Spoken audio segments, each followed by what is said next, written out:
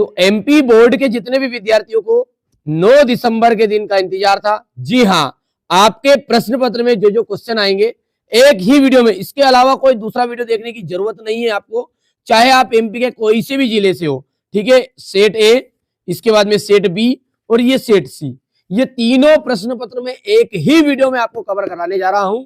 जिन बच्चों को वास्तव में नंबर चाहिए, चाहे आप एमपी के किसी भी जिले से हो, बस ये इस वीडियो के अलावा दूसरी चीजें करने की कोई जरूरत नहीं पड़ेगी। चलिए शुरू करते हैं। सारी चीजें एक ही वीडियो में कवर करेंगे, इसकी पीडीएफ भी आपको प्रोवाइड करवा दूंगा, कोई चिंता की जरूरत नहीं है। देखिए, नवाब साहब ने खीरों की पाखों का क्या किया था।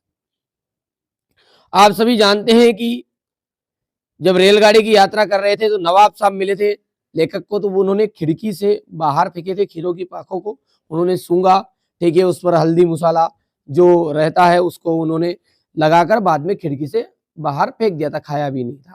तो नवाब साहब ने क्या किया था, खीरों की पाखों का, तो उन्होंने खिड़की से बाहर फेंक दिया था। वाच्य जो होते हैं वो कितने प्रकार के होते हैं? वाच्य जो होते हैं वो 3 प्रकार के होते हैं,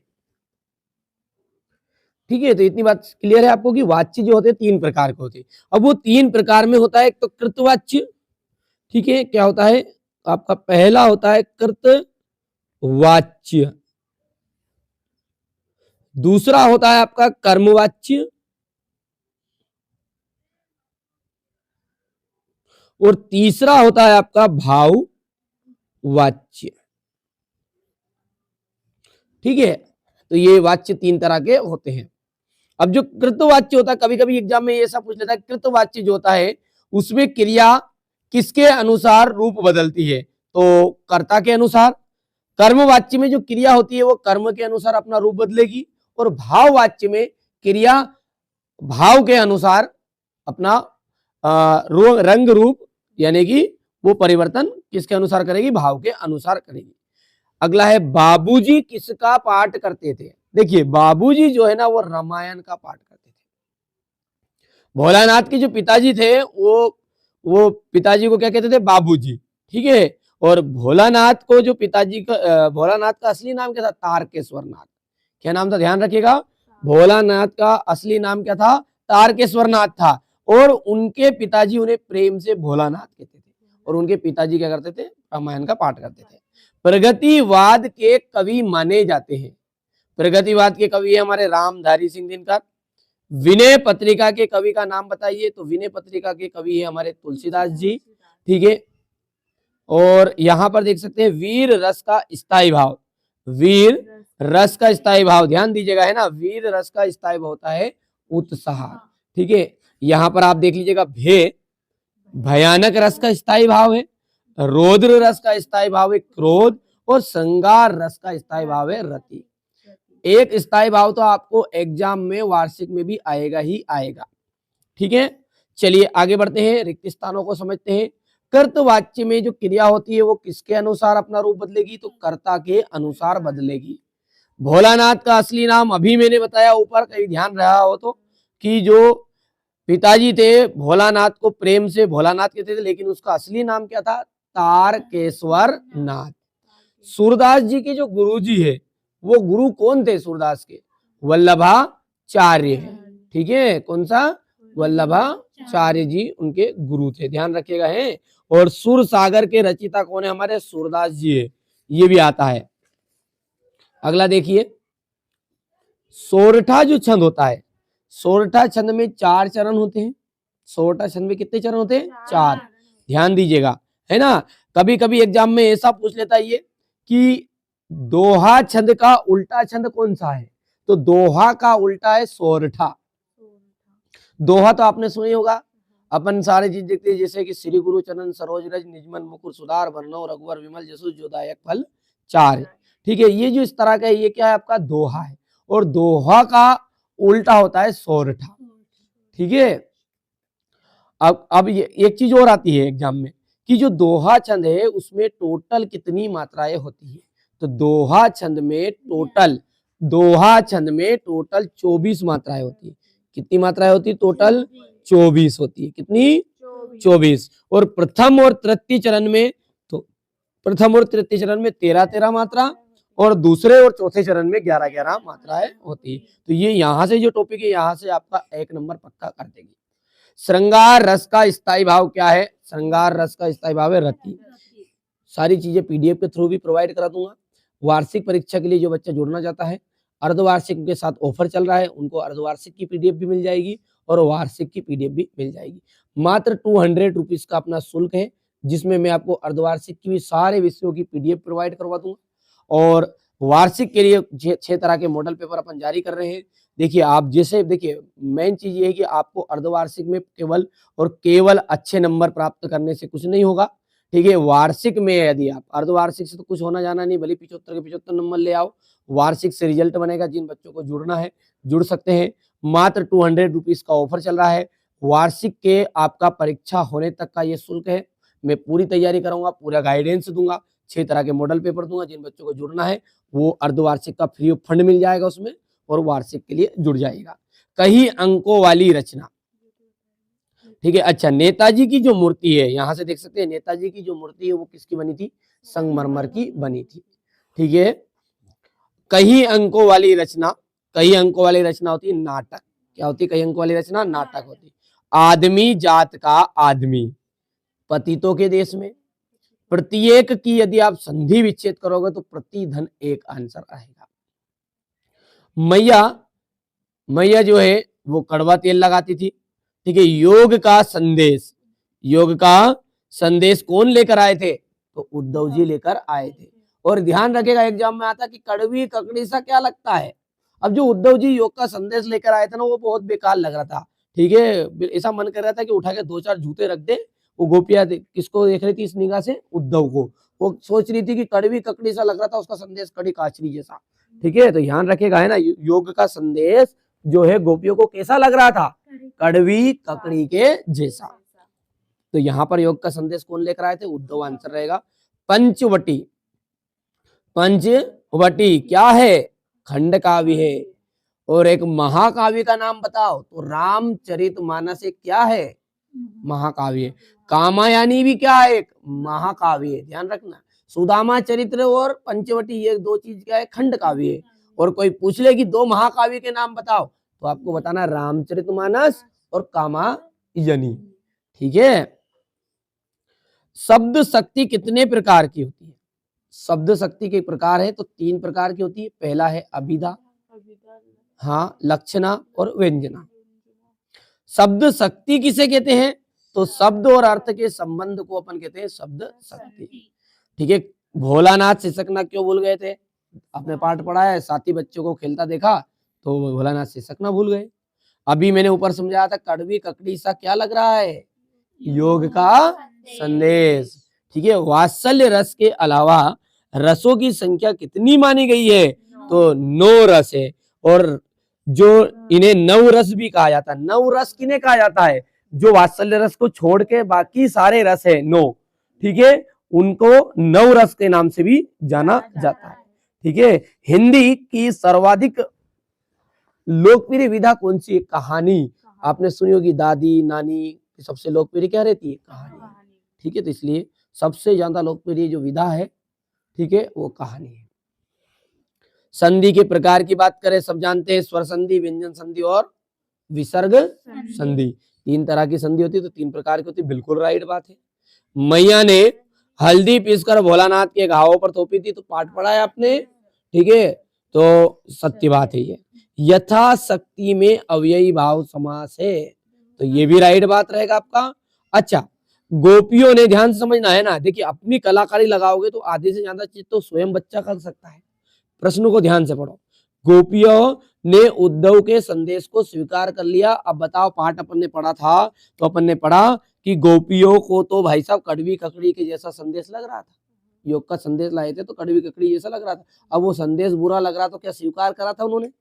नहीं किया। तो यहाँ पे क्या बोल रहा है कि गोपियों ने उद्धव के संदेश को स्वीकार कर लिया, तो ये बात हो गई आपकी असत्य, ठीक है। अब देखिए, कामायनी जो है आधुनिक काल का श्रेष्ठ महाकाव्य। अभी थोड़ी देर पहले मैंने बताया था कि 2 महाकाव्य के नाम रामचरितमानस और कामायनी, ठीक है। तो यहाँ पर कामायनी जो है ना एक महाकाव्य, बिल्कुल सत्य बात है और ये आधुनिक काल का ही है। पान वाला कैप्टन चश्मे वाले का भाई था, पाठ पढ़ा है। तो पान वाला कौन था? दुकानदार था। और कैप्टन कौन था? चश्मे वाला था। दुकानदार था चश्मे वाला, बूढ़ा, है ना, ठीक है, धोती पहनने वाला एक बुजुर्ग था जो चश्मे बेचता था, जो कैप्टन चश्मे वाले के नाम से उसे कहा जाता था। क्यों कहते थे? क्योंकि वो नेताजी सुभाष चंद्र बोस की मूर्ति पर चश्मा। तो एक प्रश्न आता है कि मूर्ति कैसी थी सुभाष चंद्र बोस की? संगमरमर की। किसकी थी? संगमरमर की, ठीक है। और उसके ऊपर जो चश्मा था वो सिरकंडे का चश्मा था, संगमरमर का चश्मा नहीं था। चलिए, नेताजी सुभाष चंद्र की मूर्ति को देखकर लेखक के मन में क्या क्या कमी खटकी? इस वीडियो के अलावा दूसरे वीडियो कोई देखने की जरूरत नहीं है, बस धैर्य से और शांति से सारी चीजें करनी पड़ेगी बस, है ना। ये देखिए, बिस्मिल्लाह खां को सेनाई की मंगल ध्वनि का नायक क्यों कहा गया है? किन आवश्यकताओं की पूर्ति के लिए सुई धागे का आविष्कार हुआ होगा? भगत के व्यक्तित्व की और उनकी वेशभूषा अपने शब्दों में लिखिए।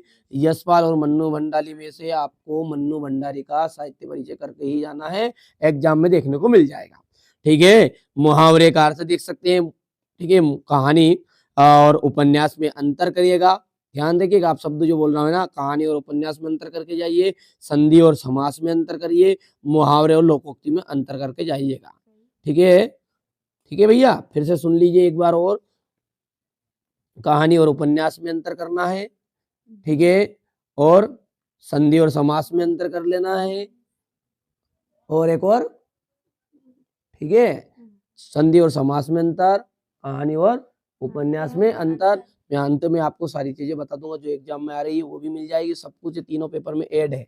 आपको निश्चिंत रहना है, एमपी बोर्ड के कोई से भी जिले से बोले, चाहे ये बच्चे जो पढ़ रहे हैं वो, या जो ऑनलाइन इस वीडियो को देख रहे हैं, सभी के लिए मैं कहना चाह रहा हूँ कि जो तीन पेपर है बस इसको कर लो, उसी में आपका बल्ले बल्ले हो जाएगी, कुछ अलग से चीजें पढ़ने की जरूरत नहीं है, ठीक है। यहाँ से देख सकते हैं, अभी अंत में बताऊंगा, मैं बीचों बीच बता दूंगा, जो बच्चा प्रॉपर वीडियो को देखेगा वो गाइडेंस कर दूंगा, उसे इशारे में समझाऊंगा, समझ जाइएगा, ठीक है। मैं केवल इशारा ही कर सकता हूँ, उसमें आप जो बच्चा समझेगा वो समझ जाएगा। देखिए, नई कविता की विशेषता है, अब नई कविता के साथ आपको है ना, ठीक है, नई कविता के अलावा आपको प्रयोगवाद और प्रगतिवाद की कविता की विशेषताएं और करनी है बस।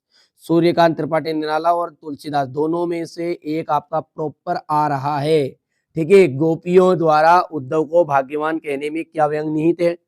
मिट्टी के गुणधर्मों को आप किस तरह परिभाषित करेंगे, ठीक है। ये इतनी चीजें हो गई है।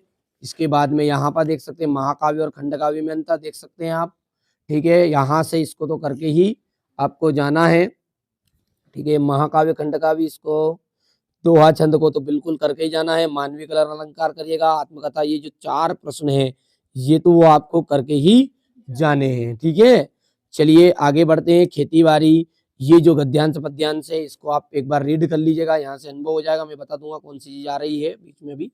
ये यहाँ से देख सकते हैं, ऊधो तुमो अति बड़भागी, अपरस रहत सना तगाते, नाहिन मन अनुरागी। ऊधो, तुम तो बड़े ही भाग्यवान हो, ठीक है। तुम दिन रात तुम श्री कृष्ण के साथ रहे, लेकिन तुम उसके प्रेम के बंधन में नहीं बंध पाए, ठीक है। पुरहित पात रहत जल भीतर, तारस दहन तागी। पुरहित जिस तरह, ठीक है, जिस तरह, हाँ, जिस तरह कमल का जो पत्ता होता है वो दिन रात किसमें? पानी में रहता है, लेकिन उस पर कोई भी दाग, क्योंकि ऊपर खिला हुआ रहता है। जो जल महा तेल की गागरी, बूंद न ताको लागी। जिस तरह तेल की गगरी, पूरी गगरी को अपन पूरे पानी में एक डुबो देंगे तो फिर भी वो एक तेल की बूंद उससे नहीं लगेगी, टच नहीं होगी। क्यों? क्योंकि आप जैसे करोगे तो जैसे पानी के ऊपर वो तैरने लग जाएगी, अलग अलग हो जाएगा, पानी अलग और तेल अलग। प्रीति नदी में पाव न बोरियो, दृष्टि रूप न परागी। तुमने प्रेम की नदी में पैर डुबाया भी नहीं है और तुम्हारी दृष्टि तो प्रेम के बंधन में बंदी भी नहीं है। सूरदास अबला हम भोरी, गुरु चाटी जो पागी। सूरदास जी कहते हैं कि हम तो, कौन कह रही है आगे? सूरदास जी कहते हैं कि आगे गोपियां कहती है कि हम तो क्या भोली भाली अबला नारी है। वो जिस तरह चीटियां जो होती गुड़ में लिप्त हो जाती, उसी तरह हम श्री कृष्ण के प्रेम के बंधन में बंधे हुए हैं। करके जाइएगा कंप्लीट 100%, ठीक है। नाथ संबुधनु भंज निहारा, होयऊ एक कहूं एक दास तुम्हारा। हे भगवान, जिसने भी ये शिव धनुष तोड़ा है, कहाँ की बात चल रही है? राम लक्ष्मण परशुराम संवाद आपके पाठ दिया गया है, इसके रचिता कौन है? राम लक्ष्मण परशुराम संवाद के रचिता कौन है? तुलसीदास जी है। ठीक है, तो ये राम लक्ष्मण परशुराम संवाद से ये पाठ लिया गया है और इसके रचिता हमारे तुलसीदास जी है। तो व्याख्या जब करोगे तो क्या बोलोगे? ध्यान से करना है, करके जाइएगा, है ना। तो नाथ शंभु धनु भंज निहारा, होयऊ क्यों एक दास तुम्हारा। हे भगवान, जिसने भी शिव का धनुष तोड़ा है वो कोई आपका एक दास ही होगा। आयसु कहा किन्हीं किन मोही, आयसु ने आज्ञा दीजिए, उसके लिए क्या आदेश है? सुनी रिसाई बोले मुनि कोई, ऐसी बातें सुनकर मुनि और क्रोध से बोले। यहां पर राम भगवान ने क्या कहा? जब क्रोध ज्यादा कर रहे थे ना परशुराम जी, तो भगवान राम ने कहा कि भगवान जो है परशुराम जी, हे मेरे भगवान, जिसने भी भगवान शंकर का शिव धनुष तोड़ा है वो कोई आपका एक दास ही होगा या है। ठीक है, आज्ञा दीजिए, उसके लिए क्या आदेश है? ऐसी बातें सुनकर मुनि और क्रोध से बोले, सेवक सो जो करे सेवकाई, सेवक सो जो करे सेवकाई। सेवक तो वो होता है जो सेवा करता है। अरि करनी करी करही लड़ाई, इसने तो क्या की है? मुझसे युद्ध करने का काम किया है। सुनहु राम जय शिव धनु तोरा, सहस भाव सम रिपु मोरा। सुनो राम, जिसने भी ये शिव धनुष तोड़ा है वो सहस्त्र भाव की तरह मेरा दुश्मन है। ठीक है, तो सुनहु राम जय शिव धनु तोड़ा, सहस्त्र भाव सम रिपु मोरा। जिसने भी शिव का ये धनुष तोड़ा है, सुनो राम, वो मेरा क्या है? सहस्त्र भाव की तरह दुश्मन है। सो बिलगाई बिहाई समाजा, नाता मारे जय सब राजा। सुनो, जितने भी समाज के राजा महाराजा यहाँ बैठे हुए हैं वो उसको बता दो जिसने भी शिव का धनुष तोड़ा है, नहीं तो जितने भी राजागण हैं उनको सभी को मैं मार डालूंगा। कौन कह रहे हैं ये बात? परशुराम जी कह रहे हैं। सुनी मुनि वचन लखन मुस्काने। सुनी मुनि वचन, किसके वचन सुनकर? मुनि के वचन सुनकर लखन जी क्या करे हैं? मुस्कुरा रहे हैं। ठीक है, और बोले परशु धरई अवमाने, और उनके परशुराम जी को अपमान करते हुए बोलते हैं। बहु धनु ही तोरी लरिकाई, कबहू नर सिरीस की नहीं गोसाई। यानी कि बालपन में तो हमने ऐसे कई धनुतड़ी तोड़ दी, कई धनुष तोड़ दिए बालपन में, तो तब तो पहले आपने कभी भी क्रोध नहीं किया। ठीक है, यही धनु पर ममता कही के तू हेतु, इस धनुष पर ऐसी कौन सी ममता है जो आप इतना गुस्सा हो रहे हो, इतना क्रोध हो रहे हो। सुनी रिसाई कहा भृगुल कुल केतु। ऐसी बातें सुनकर परशुराम जी, अब जब कोई व्यक्ति ऐसे बात करे तो उन्होंने कहा, अब वो क्रोध में तो थे ही सही, और ऊपर से कह रहे हैं लक्ष्मण जी गुस्सा दिलाने के लिए कि भाई साहब और हंस दिए। अब कोई व्यक्ति क्रोध में रहे और अपन हंस दो वहां, फिर देखो बिल्कुल है ना, फिर युद्ध ही छिड़ जाए। तो ऐसा कैसा इसमें भी हो रहा है। ठीक है, वो कह रहे कि ऐसे धनुष तो हमने बालपन में खूब तोड़ दिए। ठीक है, तो इस तरह आप समझ गए कि जो बालपन में हमने बहुत सारे ऐसे तो धनुतड़ी तोड़ दी, जब तो कभी आप कभी क्रोध नहीं हुए। इस पर ऐसी कौन सी ममता थी, ऐसा कैंसर लगा हुआ गया इस धनुष पे कि तुम इतने क्रोधित हो रहे हो। और ऐसी बातें सुनकर और परशुराम जी क्रोध से बोले, रे नृप बाल काल बस बोलत तो ही संभार, धनु ही सम त्रिपुरारी धनु विदित सकल संसार। हे बालक, तू क्या काल के बस में होकर बोल रहा है? तेरी जवान पर नियंत्रण नहीं रहा। ठीक है, तू नहीं जानता, ये सारा जगत जानता है कि ये धनुष कोई साधारण धनुष नहीं था। किसका धनुष था? भगवान शंकर का धनुष था। ठीक है, इस तरीके से ये प्रचार का अवकाश आपको करना है। ठीक है, यहाँ से देख लीजिए, दोनों में से आपका एक आ रहा है, कर लीजिएगा कंप्लीट। और यहाँ से आपको जल ही जीवन है, ये आपको निबंध करके चला जाना है। ठीक है, इसके बाद में आगे बढ़ते हैं। तो यहाँ पर ये देख सकते हैं आप, इस तरीके से आपका ये संघर्ष में रहेगा। समय कम है, जो बच्चा ऑनलाइन जुड़ना चाहता है, बिल्कुल पीडीएफ भी प्राप्त करना चाहता है, यदि वार्षिक परीक्षा के लिए जुड़ना चाहे तो अभी मौका है, ऑफर चल रहा है। अर्धवार्षिक की भी सारी चीजें मिल जाएगी और वार्षिक के लिए भी। मात्र 200 रुपीज का शुल्क रखा है। ठीक है, जो बच्चा ऐड होना चाहता है अभी कर लीजिएगा, बाद में ये पेमेंट बढ़ भी जाएगा। ओनली बस आपके पास अभी 300 सीट बाकी है, बाकी सीटें पूरी बुकिंग हो चुकी है। ठीक है, और जैसे ही आप प्रॉपर वार्षिक की गाइडेंस चाहते हैं और प्रॉपर ऐसी चीजें प्राप्त करना चाहते हैं कि जो 100% श्योर आए ही आए, तो जुड़ जाइएगा, अभी भी है मौका, मत खाओ धोखा। ठीक है, वादा किया तो निभाएंगे और अब की बार आपको 75 के 75 नंबर दिलाएंगे। चलिए यहाँ पर समझते हैं, अब सेट ए आपका हो चुका, सेट बी देखते हैं। बाल गोविंद भगत क्या काम करते थे? खेती बाड़ी का काम करते थे बाल गोविंद भगत। ठीक है, आप सब जानते हैं बाल गोविंद भगत कैसे थे, गोरे चिट्टे आदमी थे, लगभग 60 वर्ष से ऊपर उनकी आयु थी। ठीक है, कबीरपंथी टोपी पहनते थे, पाठ पढ़ा नहीं पढ़ा है, कबीरपंथी टोपी पहनते थे। क्या करते थे, कबीर पर को साहब मानते थे, जो कबीर के हमेशा दिन रात कबीर के दोहे ही सुनाया करते थे, गाया करते थे, कबीर के आदर्शों पर चलते थे। तो ये जो इतनी बातें बताई उससे एक प्रश्न आपका 100% वार्षिक में आएगा ही आएगा। ठीक है, शब्द गुण कितने प्रकार के होते हैं? देखिए शब्द गुण 3 प्रकार के होते हैं, आपके सामने नाम भी लिख दिए मैंने पहले से, माधुर्य, प्रसाद और औज गुण। भोलानाथ किसे देखकर शिक्षक ना भूल गए? साथी बच्चों को देखा, हाँ बस बिल्कुल दांतें उसकी निकलने लग गई। ठीक है, रोना भूल गए। प्रयोगवाद के जनक कौन है? अज्ञे है। सुर सारावली के कवि का क्या नाम है? सूरदास जी। ध्यान रखने का, सुर सागर, सुर सारावली, साहित्य लहरी। ध्यान रखिएगा, सुर सागर, सुर सारावली और साहित्य लहरी। आपके बुक में सूरदास जी का कौन सा पाठ का नाम है? तो सुर के पद, याद रखिएगा, है ना। और सूरदास के भ्रमर गीत से ये लिए गए हैं जो पाठ का है। उसमें चौपाई में कितनी मात्राएं होती है? चौपाई में ध्यान दीजिए, यहाँ पर लिखी हुई है, चौपाई में 16 मात्राएं होती है। कितनी? 16 मात्राएं। और दोहा में, एग्जाम में दोनों में से एक चीज तो आएगी आएगी। ठीक है, अर्थ के आधार पर वाक्य कितने प्रकार के हैं? 8 प्रकार के हैं।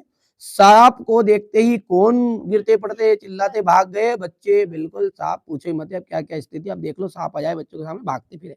ठीक है, तुलसीदास, तुलसीदास कौन सी शाखा के श्रेष्ठ कवि है? तुलसीदास राम भक्ति शाखा के श्रेष्ठ कवि है। महाकाव्य में जीवन का क्या होता है? संपूर्ण चित्रण होता है। छंद कितने प्रकार के होते हैं? मतलब छंद 2 प्रकार के होते हैं, मात्रिक और वार्णिक।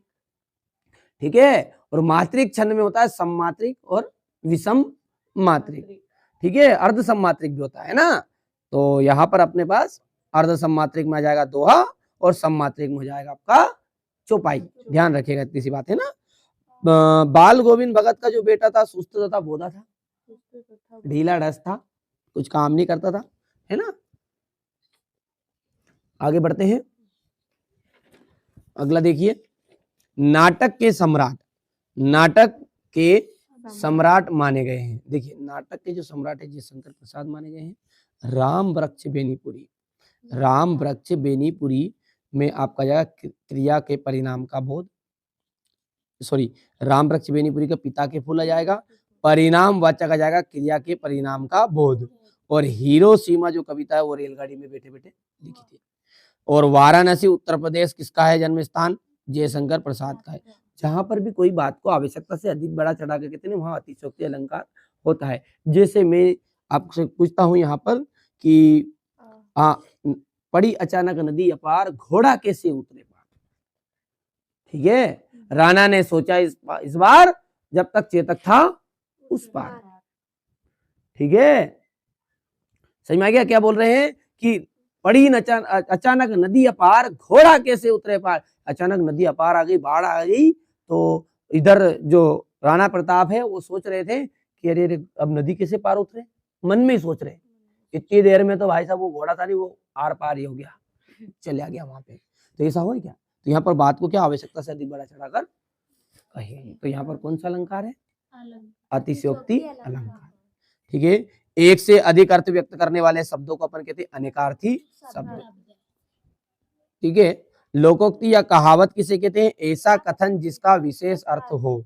ड्राइवर कम गाइड का नाम क्या है? जितेन नार्गे है। शिव का धनुष किसने तोड़ा था? भैया मैंने तो नहीं तोड़ा था, राम ने तोड़ा होगा। ठीक है, हाँ। भयानक रस का स्थायी भाव क्या है? भय। ध्यान रखना, रस में स्थायी भाव 10 के 10 कर लीजिएगा। एक तो आता ही आता हमेशा, वार्षिक में, त्रैमासिक में, भले कैसे एग्जाम या कॉम्पिटिशन तक आता है। हजारी प्रसाद द्विवेदी किस युग के लेखक है? छायावाद के लेखक है। राम पढ़ता है प्रश्नवाचक है, बिल्कुल गलत बात है, क्योंकि ये है आपका सरल वाक्य या साधारण वाक्य है। करुण रस का स्थायी भाव 100 के, देखिए यहाँ से देखिए कितनी सारी चीजें आ रही है ना। हिरोशिमा में परमाणु बम गिरा था, सत्य बात है। निराला ने बादलों को रिमझिम बरसने के लिए कहा है। अरे भैया उसने कहा था गरजने के लिए, बरसने के, रिमझिम बरसने के लिए, फिस फिस फिस फिस मत बरसो, धड़ाधड़ कूटो पानी को, है ना, ऐसा बोल रहे थे। चलिए आगे बोलते हैं। चौपाई छंद में 24 मात्राएं होती है, अभी अपन ने पढ़ा है चौपाई छंद में तो 16 मात्राएं होती है, दोहा में कितनी होती है? 24। 24 है दोहा में, ठीक है, और चौपाई में 16 है, ठीक है, ध्यान रहेगा। हाँ बोलो। बाल गोविंद भगत ग्रस्त नहीं थे, भैया ये गलत बात है, वो ग्रस्त थे, गृहस्थी वाले थे, उनका बेटा था, तो गृहस्थी मतलब होता है जिनकी पति पत्नी रहती है, जिनके बाल बच्चे रहते हैं, उन्हें बोलते गृहस्थी। साधु का मतलब है जिनकी पत्नी पत्नी, हाँ, नंगा नवाब किला पे घर, ठीक है, उसको कहते हैं अपन साधु, ठीक है, तो ग्रस्त नहीं होते। हाँ, और भगत अपने बेटे की मृत्यु पर कौन कौन सी भावनाएं व्यक्त की? बिस्मिल्लाह खा के व्यक्तित्व की विशेषताएं बताइए। हलदार साहब पहले मायूस क्यों हो गए? यहाँ से देख सकते हैं, ये हो गया राम रक्ष बेनीपुरी और यशपाल का, ठीक है। यहाँ पर अपन आगे बढ़ते हैं, तो यहाँ पर अक्ल पर पत्थर पड़ना, है ना, बच्चे के माता पिता के प्रति प्रेम अभिव्यक्त करते हैं। ये क्वेश्चन आंसर देख सकते हैं, स्क्रीनशॉट ले लेना फटाफट फटाफट, और जल्दी सटासट याद कर लेना जितना हो सके ना, ठीक है। अभी मैं बताऊंगा आपको जो चीजें करके ही जानी है एग्जाम में, जो बच्चा वास्तव में नंबर चाहिए एनुअल एग्जाम के लिए, अभी भी है मौका, मत खाओ धोखा, वादा किया है तो निभाएंगे, और 75 के 75 नंबर आपको वार्षिक परीक्षा में भी दिलाएंगे। 85% से ऊपर जिन बच्चों को बनवानी है, केवल पास होना है, तो मैं जो 2-3 मॉडल पेपर दूंगा उनको कर लेना, वार्षिक में पास हो जाओगे। 60 बनानी है तो 4 मॉडल पेपर कर लेना है, 85 बनानी तो 6 मॉडल पेपर दूंगा, और 90 से ऊपर जाना है तो 6 मॉडल पेपर के अलावा हर चैप्टर से टॉप 20 क्वेश्चन दूंगा, उनको कवर कर लेना है, सारी चीजें मिल जाएगी।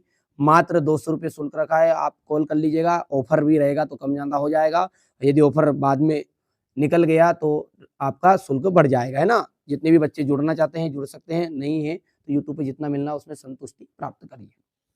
यहाँ पर इतनी चीजें हो गई हैं, 2 चीजें आपकी हो गई है। अब ये तीसरा चीज पढ़ने से पहले, ठीक है, ये अपन पढ़ने से पहले क्या करते हैं, उन चीजों को देख लेते हैं जो 100% श्योर आपके एग्जाम में आ रही है।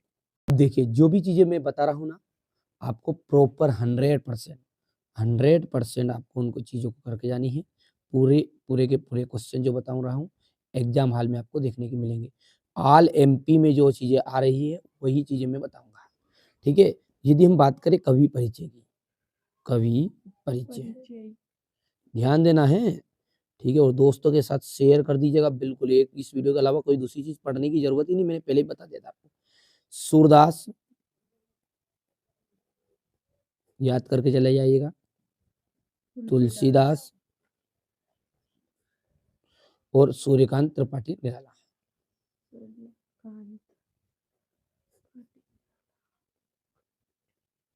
त्रिपाठी निराला, ठीक है, सूर्यकांत त्रिपाठी निराला, ये 3 आपको कवि परिचय करने हैं। 100% श्योर ऑल एमपी में इन्हीं में से आ रहा है, ठीक है। दूसरा जो है आपका लेखक परिचय, पर ये 2 तो ऊपर के करके ही जाने हैं ना, इन दोनों में भी काम हो जाएगा आपका, ठीक है बच्चा। अब लेखक परिचय की अपन बात करें, लेखक परिचय के अंतर्गत आपको राम वृक्ष बेनीपुरी का करना है, राम वृक्ष बेनीपुरी, ये करिएगा आप राम वृक्ष बेनीपुरी का। और दूसरा आपको यशपाल का करना है और मन्नू भंडारी, बस 3 करने हैं। और इनका मैंने प्रॉपर वीडियो पहले से बना दिया है, चैनल पर जाइएगा, डिस्क्रिप्शन में लिंक डाल दूंगा, सारी चीज़ें मिल जाएगी। जिन बच्चों को नहीं भी मिल रहा है तो आप एक बार कॉल कर दीजिएगा नंबर पर, हाँ आपको सारी चीज़ों में ऐड भी कर लूँगा। चलिए अब रही बात अवकाश की। निबंध की सबसे बड़ी समस्या रहती है बच्चों के साथ, निबंध कौन सा करना है, ठीक है।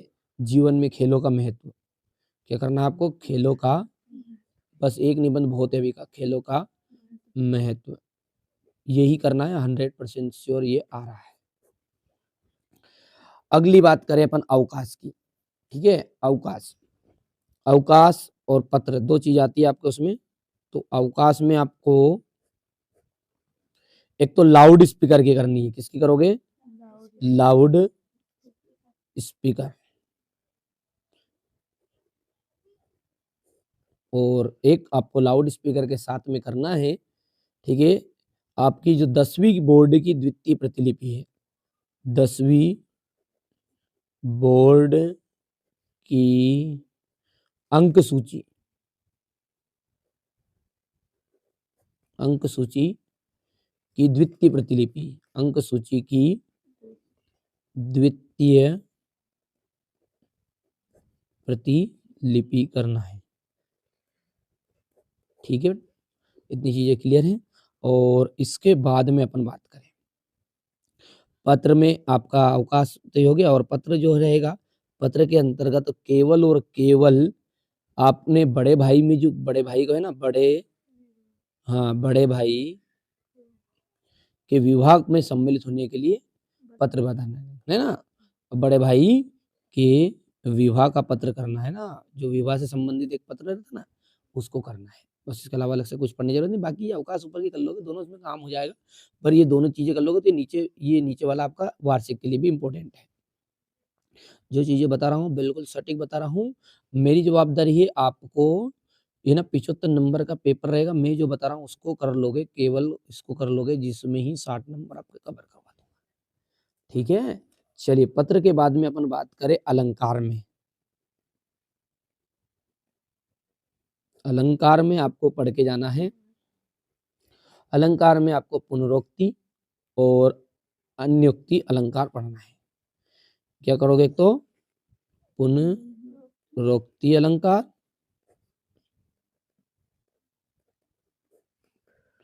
और अन्योक्ति। सिंपल सिंपल है, कोई ज्यादा दिक्कत नहीं। और अतिशयोक्ति भी पढ़ लेना। अतिशयोक्ति अलंकार, वही 3 अलंकार पढ़ने हैं। छंद में आपको दोहा और चौपाई कुछ भी नहीं करना है। दोहा छंद की परिभाषा पढ़नी है और चौपाई की परिभाषा उदाहरण सहित पढ़नी है। दोहा और चौपाई ये तो 100% आ ही रहा है। ठीक है, सेट ए में आपको दोहा मिल जाएगा, बी में चौपाई मिल जाएगा। क्योंकि 2 तरह के प्रश्न पत्र आने के चांस है, जो गुप्त रूप से सूचना उसके अनुसार मैं बता रहा हूँ आपको। अंतर में आपको बस यहां से आप देखेंगे तो महाकाव्य, ठीक है, तो यहां पर देखिए महाकाव्य और खंड काव्य में अंतर। जो चीजें मैं यहाँ पर देख सकते हैं आप, ठीक है, जो बच्चे यहाँ पर कोचिंग के लिए मैं जो पढ़ा रहा हूँ ना, वही चीजें आपको भी बता रहा हूँ। जो ऑनलाइन बच्चे पढ़ रहे हैं, प्रॉपर वही चीजें आपकी आएगी। इसके बाद में अपन बात करें, ठीक है, तो आपको महाकाव्य खंड काव्य हो गया है ना। अंतर में आपको कहानी और उपन्यास में अंतर करना है। कहानी एवं उपन्यास में अंतर, ठीक है, में अंतर करना है। नाटक एकांकी में अंतर करना है। ठीक है, संधि समास में अंतर कर देना है। संधि और समास में अंतर करना है। लोकोक्ति और मुहावरा, है ना। और ये नहीं करो तो आप ये तो जरूर करके जाइएगा। ठीक है, आप कहोगे नाटक और एकांकी संधि और समास में हो गया है, लोकोक्ति और मुहावरे में अंतर। वैसे 3 अंतर आप कर लोगे। पाठ्य मुक्तक और गद्य मुक्तक में अंतर करना है। इसमें पाठ्य मुक्तक और गद्य मुक्तक में अंतर करना है। ठीक है, प्रॉपर बता रहा हूं मैं, तो ये चीजें कर लो जिसमें आपका बिल्कुल 60 नंबर पक्के हैं। एक चीज आएगी आपकी रस से संबंधित, रस की परिभाषा करके जाइएगा और रस के स्थायी भाव। बस 10 के नाम, 10 रसों के नाम कर लेना और स्थायी भाव कर लेना, बस काम हो गया। इसमें बहुत ज्यादा चीज करने की जरूरत नहीं है। ठीक है, और हास्य रस की परिभाषा उदाहरण सहित करके जाना है। हास्य रस, ओनली हास्य रस पढ़ जाना, बस कोई ज्यादा चीज पढ़ने की जरूरत नहीं है, काम बन जाएगा।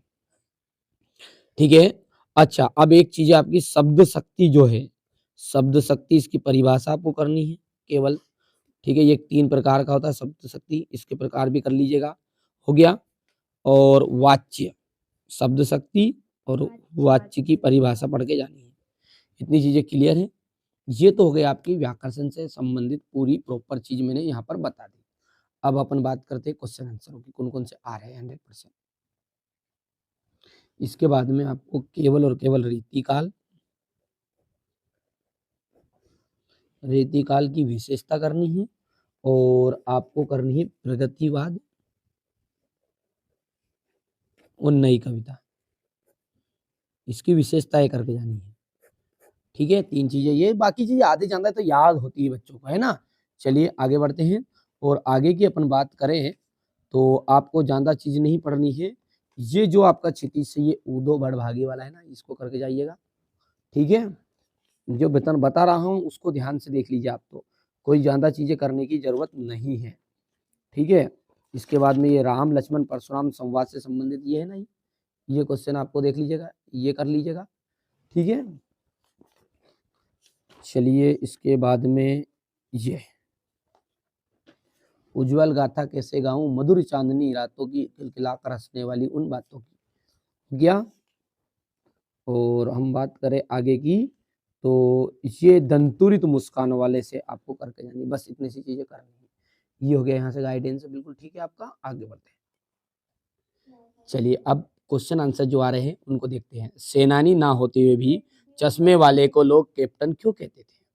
नेताजी सुभाष चंद्र बोस की मूर्ति को देखकर लेखक के मन में क्या कमी खटकी? खेती बाड़ी, ये बाड़ी लिखा गया है, खेती बाड़ी है ये। खेती बाड़ी से जुड़े ग्रस्त बाल गोविंद भगत अपनी किन किन चारित्रिक विशेषता के कारण साधु कहलाते थे? बाल गोविंद भगत है, उनने बेटे की मृत्यु पर अपनी कौन कौन सी भावनाएं व्यक्त की? इस आत्मकथा में लेखिका के पिता ने रसोई को भटियार खाना क्यों कहकर संबोधित किया?